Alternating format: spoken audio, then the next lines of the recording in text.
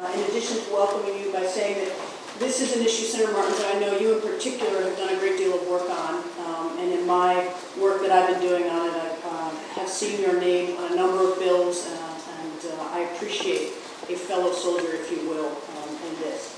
This is an issue that is going to, in the very near future, impact every single municipality in the state of New York, and also impact school districts as well. And it has always been my philosophy that when you recognize a problem, you should solve it when you recognize it. And that is a little bit different, I have discovered, from other political philosophies who tend to say, well, let's solve that problem when it becomes a full-blown out crisis. And the problem with doing that is that if you wait for the full-blown out crisis, your options are severely narrowed. And when your options are narrowed, the people that we were all elected to serve suffer. So with that, let me talk about Syracuse in particular. You'll see here on this first chart that what we have is our budgeted expenses for 2013 and 14. And I use that chart to show you that the overwhelming portion of our budgeted expenses are personnel and labor costs. Again, no surprise to anybody familiar with the city budget. That other operating expenses that you see there, that $64.3 million, that's where we do all of our work. That's buying salt, buying trucks, fire, buying police cars, buying gas, all of those kind of other things. This is a further breakdown.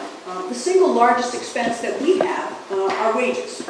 And when you break down your wages, you can see that the two biggest pieces of those wages are police and fire. And that is important because police and fire are subject to binding interest arbitration, which means that we have effectively no control over those salaries. So a significant portion of our city expenses we don't have any control over. In addition, I would loop in healthcare into that because the healthcare expenses that are associated with police and fire are also part of binding interest arbitration. This next chart kind of shows you one way to see the benefit of binding interest arbitration. You will see in the other employees who are organized and members of a union that we bargain with, as well as a small portion who are not organized. You can see the growth in wages and overtime from a 10-year period has been 32%. And with police and fire, you can see a much more significant raise in those growth of wages and overtime. And again, with police and fire, we just simply have no ability to effectively control that. This is another way for you to look at our growth in overtime and what has happened. Now, some of that fire growth in overtime has been because we have not hired as many firefighters. But as a consequence of, up until last year, of having a bargain for minimum staffing requirements, we had to backfill those positions with overtime. You mentioned earlier pensions as one of the issues that you hear a cry from all municipalities. This chart shows you our incredibly exponential growth in pensions. And again, pensions are something that we have no control over. The benefits are set by the state, and we get a bill, we get an estimated bill, then we get a final bill, and then we're expected to pay for it. But it is nothing that we can control. This is another way of showing you that the lion's share of our pension invoices are police and fire costs.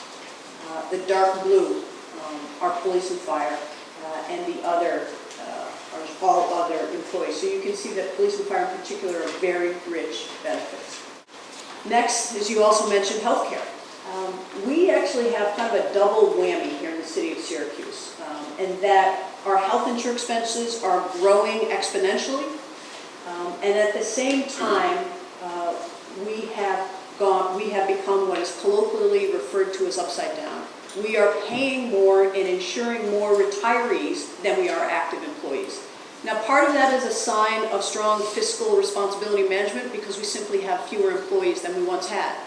But the other part of that shows these legacy costs, a phrase that became very familiar among when people are talking about car manufacturers. These are real legacy costs. And because the lion's share of them are police and fire retirees, again, and binding interest arbitration and some of the benefits that were negotiated, we can't control those as well. This shows you a 128% growth in healthcare costs. And this will give you, I think, a real sense of what that means. So for police family coverage, active family coverage, they are currently paying $60 a month. That means they're paying 4% of their premium equivalent, because we are self-insured, which means that the taxpayers are paying 96% of the bill for that. That is not in line with what other governments are paying, and it is also clearly not in line with what the private sector is paying. And so you can see for family coverage for the police officer, it costs us just over $17,000 a year, and the police officer is paying $720 a year. And that continues to grow anywhere between 3 and 5% a year. And when we say to the police union that we want to negotiate over those costs because those aren't equitable, they effectively say to us, we don't have to negotiate it, and we're not going to negotiate it. Here are, I want to talk about our second largest revenue source, which is state aid. And you can see that we've had almost a 10% drop in state aid since 2008. In 2012 and 2013, due to the hard work of both senators sitting on the right and left to you, literally and figuratively, as well as the Assembly, we were able to get a spin-up. And you can see that number in 2012 and 2013. We took that spin-up and put it right into our fund balance and used the money to pay our pension costs. But as you can see, state aid has been flat and reduced going back. In 2010, which was my first year in office, I was able to negotiate with Onondaga County, and again with the help of the gentleman to the right and left of you, as well as the Assembly, a new sales tax formula, which benefited the city of Syracuse. So you can see that we have gotten almost 21% more revenue since we renegotiated that sales tax formula. We have also, on our own, done a number of cost-cutting measures. And while everybody likes to talk about elected officials making hard choices, the reason that elected officials don't make hard choices is because there are really hard consequences often to those choices. But we in the city of Syracuse, under the category of self-help, have done a number of things that have disrupted the status quo, that have been very difficult, yet we're committed to doing what we need to do to be fiscally responsible. And so I have negotiated, I'm the first mayor in the state of New York to have negotiated service agreements with 3 of our largest nonprofits. The city of Syracuse has more than 50% of its property is non-taxable, and the largest engine of economic development that we have are institutions of higher learning and healthcare. And it is terrific because they are they're growing by leaps and bounds, and those are great jobs, and those are jobs that are not going to get up and move to South Carolina. But the other downside is that while those jobs produce additional income taxes, they don't produce property taxes. And those are people that deserve and need and require expensive city services, police, fire, and as I always say, near and dear to our heart here in Syracuse, snow plowing. All very expensive. So we have negotiated service agreements with 3 of our largest nonprofits. We're continuing to have those discussions. We have reduced our workforce by 10%. We have reduced police and fire overtime where we could. We have relocated the senior center. We have negotiated 0 increases with the unions that we could. We have increased health care contributions for our management confidential employees, and we have also negotiated some health care increases with some of our smaller unions. This is by no means an encompassed list. This is just a list that we had, and it's part of your packet. Mayor, can I just interrupt you for just 1 second? Sure. I know typically don't do this, but while you have this slide up, you indicated negotiated 0 increases with 6 labor contracts with the labor unions that you couldn't negotiate. Right. What That do you means mean? police and fire. I could not. Because With all other bargaining unions, with the exception of police and fire? there may be a couple of small ones that we are still negotiating with, but police and fire dismissed it out of hand. Yep. And so, as I said, this is by no means an exhaustive list, but it is a list that we have put together. We have been focused on continuing to provide high-quality service by doing it in the most innovative ways that we can, and that includes engaging in consolidation and shared services with Onondaga County. This chart here, I think, is probably the most telling chart about what we have done as a city. The darker, when I came into office in 2010, I put together a fund balance projection. I'm not an actuary by any stretch of the imagination, and for me, sometimes the easiest way is to just do it the bluntest way as possible as the analysis. So when I came into office, I put together a fund balance chart and said, if we were to continue to spend everything the same, where would we be? And what you will see, the red line is the comptroller's minimum fund balance guideline. And what I saw was in 2013 and 14, the year that we are presently in, we would drop below that red bar. And so it was very clear to me at that point that we had to start doing things in a very fast pace. At the same time, so what you see in the lighter shade blocks up above is what I would say is the accomplishments of my administration in saving fund balance money.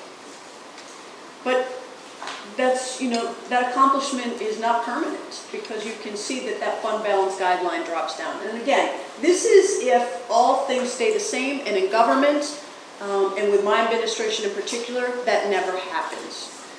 But I use this to say to you a couple of things.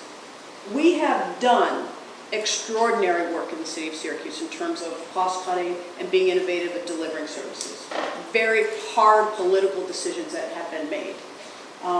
And so we're sort of out of rabbits that we can pull out of our hat unilaterally to help save us. When you look at what is driving us to that point, it is very clearly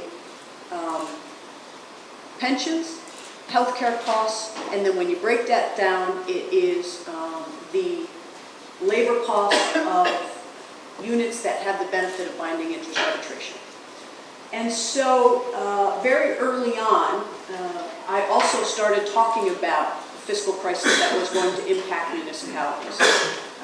And candidly, didn't get much attention until about 2 years ago, when you started seeing municipalities really making very difficult decisions. And as a consequence of that, and now of course on the national stage, Detroit, there was an article on the front page of the New York Times last week about the city of Philadelphia, which has to borrow to keep its school districts open, but has no plan to pay that borrowing back. Chicago's pension fund is going to run out of money next year. We've seen what's happening with cities in California. Last summer, the city of Scranton, just down the road in Route 81, had to pay its police and fire minimum wage because they ran out of money. This is going to happen. It's not a question of if, it's a question of when. And every mayor and county executive that I know and I've spoken to says we need the state's help to help prevent the kind of harm that we're going to see happen to the people of Detroit, happening to the people of Syracuse and other cities in New York. So with that, I'd be happy to answer any questions that you have. Thank you, Mayor. Certainly it'll be telling how much I appreciate the efforts of you and your administration in terms of the rabbits that you can control unilaterally. Just a couple of thoughts on the two major issues, which I think you made very clear once again, the issue of pensions and health care. I don't know whether you have specific recommendations here today for us, but in regard to pensions, for example, I certainly understand the tier 6 issue is not going to help your city until you are able, if and when you're able to start hiring new employees, that's pretty obvious. Pension smoothing law that we enacted earlier has positives and negatives. So I'm wondering what else we can and should be doing on the pension side. On the healthcare and labor costs, as you know, we spoke a number of times in regard to the new board that we established. We did, and I understand the timing of the new state law in terms of binding interest arbitration doesn't necessarily help the city in a current situation, but going forward, I think we've made very clear in state law that a municipality's ability to pay should be of some assistance. Perhaps only time will tell the level of assistance that we provide. So I guess, and again, if you don't have that here today, that obviously is understandable, but we will simply be looking forward to, and that's certainly part of the purpose of you doing these hearings, Mr. Chairman, as we prepare for our next legislative session in January, additional suggestions from you and your colleagues across the state of what more, in fact, we should be doing. Because I think all three of us, and I think the entire committee, Senator Martins is anxious to be at the forefront and aggressive in doing what we can to make sure that our state doesn't follow the example of the state of Michigan, which didn't do a whole lot of anything, I guess I think it's fair to say, in regard to the Detroit situation. I want to thank you, and I say you as a body, for enacting the new pension tier. That's certainly going to help in the future. And for also recognizing that there needed to be some changes in binding interest arbitration. But you can see from this chart, we don't have a lot of time. And Syracuse is one of the that's not a word. Syracuse has been very well managed fiscally. And so we're in better shape than most municipalities are. But as I said, as a leader, the mayor of the city, I recognize that this problem is coming. So I would suggest, and kind of following on what the comptroller said, that you would ask the major municipalities in your districts to give you a 4-year projection, just a 4-year projection of where they are. And you will see that they all hit the wall within that 4 years. And then recognize that this burden should not be borne exclusively by retirees, exclusively by taxpayers, exclusively by active workers. It should be borne by all of us, which means that there has to be a conversation where we're all brought together to talk about how is it that we can make a very difficult situation the best possible for our constituents, before crime rates spiral out of control, before fires don't get put out, before all of those kind of things that we are seeing happening not only in Detroit, but in San Bernardino, California, and Stockton. There are issues. The Lundin Commission, which happened, I think, in the 90s, came up with a recommendation which said the state has in its authority to mandate a percentage of healthcare contributions. That would go a long way in helping. You could also allow municipalities the ability to charge nonprofits a service fee for services that institutions utilize that currently don't pay for it. So we cannot put a service fee on nonprofits, and yet they require, deserve our most expensive services. If you were to enable us to have that kind of authority, that's a discussion that we could have and then look at it on a local level. I'm sorry to interrupt, but that is part of what you have already been doing, is it not, with Syracuse University, with some of the hospitals that you... Yeah, but they have, Senator, we have been doing that through the enlightened leadership of the institutions on the other side of the table. And there are a number of institutions on the other side of the table who have said, we're not going to have this discussion with you. We're not interested in talking about this. And other than a bullet pulpit, which I have and use, there's not much else we can do about that, although we're continuing to pursue that. You know, my good friend, Lieutenant Governor Ravitch, breaks it down pretty simply. He says, look, you got to either raise revenue or you got to lower your liabilities. And it's that simple. So when you look at what our liabilities are, there are liabilities, with all due respect, that you have given us. And as a consequence of that, I believe, I'm saying that you have ownership in trying to help us solve these problems. You haven't negotiated too many city contracts, have you, from the state? No, you haven't. Okay. But I understand exactly what you're saying. We've had this discussion many times before.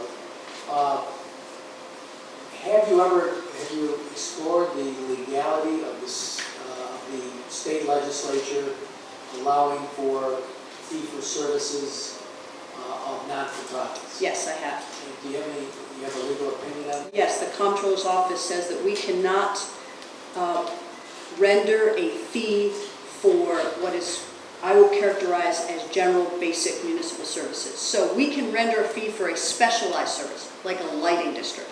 But for general, everyday services, the meat and potatoes, police, fire, sanitation, DPW, which is where our costs are all going, we cannot do that. All right, and And Senator, if I may just follow up with this.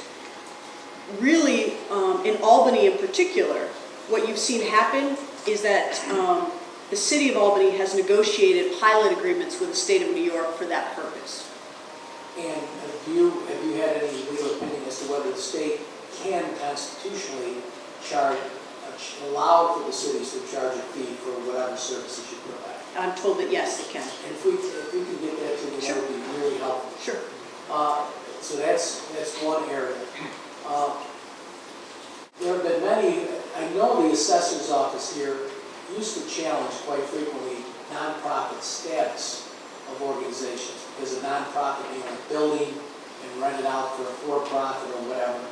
What is being done by your city with respect to making sure a nonprofit is truly a nonprofit and not making dollars, making income when they claim to be a nonprofit? Well, we chase them, and we ask them to produce documentation, and then we fight them all the time. And that, too, is getting harder and harder because lawyers are paid to be clever, and they will say we're providing housing for students, and so therefore that's a nonprofit mission, and therefore we shouldn't pay property taxes. So we have an assessment department that looks at missions. But part of our issue, too, is that our assessment department is a fraction of what it was 10 years ago because we have had to cut costs. And so there is a rotating group that our assessor and our deputy assessor look at, and we chase them, and we do what we can. And if there is a way, is there any, if you can let me know if there's any legislation that you think would help the assessors do their job more quickly, maybe a section of the law that is really a roadblock that shouldn't be, that would be helpful as well. Now that's as far as gaining additional revenues. I know you've made steps with the county for consolidation, but it seems to me that if this is a uniform problem, and I know it's more so with the town, as much so with the towns and villages where we have police departments whose buildings are within a baseball throw from each other. And I know the governor, when he was Attorney General, proposed legislation making it easier to petition for something on the ballot to consolidate. But it seems like even when the people have been given the opportunity, for example, Camillus and the town of Camillus, voted no for consolidation. DeWitt and East Syracuse wanted to consolidate the police department. Went on the ballot, voted no, and it resulted in property increases. Is there anything that you could see that we should be doing, encouraging for their either consolidation of services or of municipalities? Well, as you said, we have done a lot towards that, and we'll continue to explore areas where there is a symbiosis in terms of the mission, the ability to do it. But when you look at where our costs are, just take the fire department. They are legacy costs, and the reason that you're seeing it more so with towns and villages and cities is because we are older than counties. That doesn't mean the counties don't have problems. Nassau County is in a financial control board. Erie County has been in one, or maybe in a soft control board right now. But our fire department, we are the only professional fire department in Onondaga County. who are we going to consolidate with? And the Onondaga County, the government of Onondaga County does not provide fire protection. That's provided by individual towns and villages. And even if they did, why would they take this burden on? Because it becomes a lodestone on their balance sheet. A police department. We have the largest, most sophisticated police department in Onondaga County. Who are we going to consolidate with?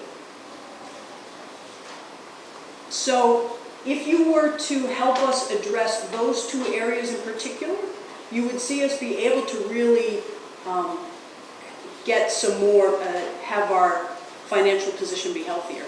And so while consolidation makes sense in a lot of areas, and we have, I'm the first to say that we have done it, we'll continue to do it, let's not fool ourselves and think that we can just consolidate these problems away. Because when you're looking at legacy costs, they're going to be, unless you increase revenues or reduce liabilities, they're going to be on somebody's balance sheet. Thank you. There's a reason we're in Syracuse. Seems everybody's coming to Syracuse this week, Senator Martin. I'd like to think that I brought him here, and he's coming because we come our hearing here, but that may be what you think. If you consider a poster child today in New York State, for the kind of discussion we're having today, it was only fitting that we come to Syracuse first. Well, as I said, I'm glad you're here. This is a very important discussion for the city of Syracuse, which is obviously near and dear to my heart, but also for every municipality in New York State. And to your point earlier, we go to Buffalo and Erie County from here on Thursday, and we will be down in Nassau County a week from today, because they do have control boards, and we have to also identify what works and what doesn't work with these control boards and see what lessons we can learn from their experiences. But coming back to this issue, certainly that particular chart, that graph, speaks volumes. When we do look at things like pension costs, when we do look at things like healthcare costs, we're at a point right now where those legacy costs, I believe, prevent us from being able to do anything with regard to them today. We're not going to eliminate them. We're not going to turn our backs. And I don't believe you're asking us to. I'm not. On those people who made their commitment and are entitled to receive the benefits of their work and their labor. But we do have to start thinking about creating that new paradigm going forward. And so when we do discuss these issues, whether it's a Tier 6, whether it's pension costs, and understanding how pension costs are calculated with 5-year smoothing, and understanding that that spike in pension costs that we're going through right now should, by all accounts, be coming down in the next few years. Actuarially, we should expect some relief there, just simply by virtue of the way that it has been calculated. And that should also provide you some relief, and I would expect that hasn't been identified on this graph, but there should be some breathing room there.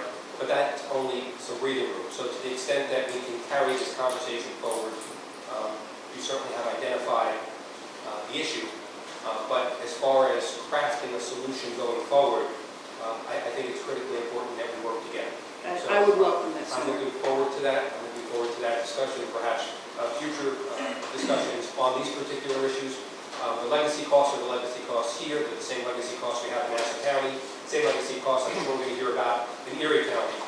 It's how we change that dynamic going forward. And in context, quite frankly, where we do have election cycles every 2 or 4 years, and people have to do things in 2 and 4 year cycles as opposed to in 10 and 20 year cycles, it's our challenge to come up with these solutions now. So we'll be working between now and January, and certainly we'll be reaching out to you to the extent that you can provide us with the information that Senator DeFrancisco asked for, specifically on those issues that are impacting Syracuse, that provide us the basis going forward to try and go back to our colleagues and build the necessary consensus. Because I tell people all the time, we live in a big state. Our experience in Nassau County is different than your experience here in the city of Syracuse.